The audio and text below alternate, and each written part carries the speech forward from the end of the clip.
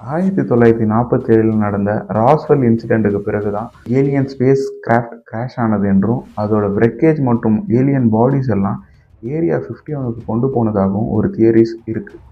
இதுக்கு proper proof எதுவுமே இல்லை, ஆனால் இன்றைக்கும் நிறைய பேர் இதை நம்புகிறாங்க. அதுக்கு பிறகு இன்னொரு பெரிய ஷாக் கொடுத்தவர் தான் பாப் லீசர். 1989 அவர் இன்டர்வியூவில் தான் ஏரியா 51 அருகே இருக்கும் சீக்ரெட் ஃபெசிலிட்டியில் வேலை பார்த்ததாக சொன்னார்.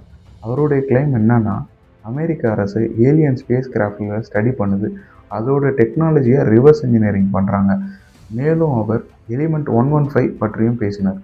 பல வருடங்களுக்கு பிறகு சயின்டிஸ்ட் அந்த எலிமெண்ட்டை அஃபிஷியலி கிரியேட் பண்ணாங்க. இதனால் சிலர் பாப் லேசர் உண்மை சொன்னாரா அப்படின்னும் நம்புகிறாங்க.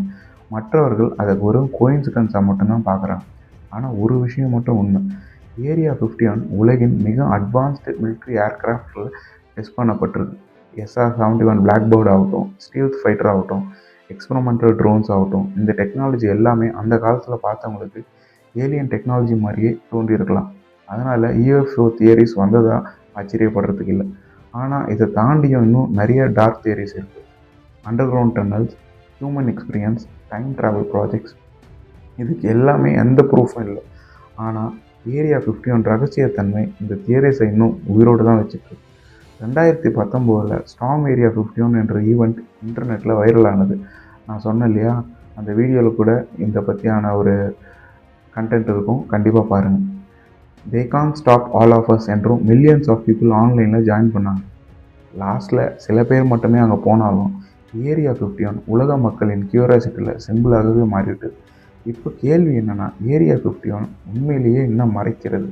மோஸ்ட் லைக்லி ஆன்சர் என்னவாக இருக்குன்னா, சீக்ரெட் மிலிட்ரி டெக்னாலஜி. ஆனால் ஏலியன்ஸ் பற்றிய பாசிபிலிட்டியை முழுமையாக மறுக்க முடியுமான்னு கேட்டால் கண்டிப்பாக முடியாது. ஏன்னா அங்கே உண்மையிலேயே என்ன நடக்குது என்பதை ஃபியூ அஃபிஷியல்ஸ் தவிர யாருக்குமே தெரியாது.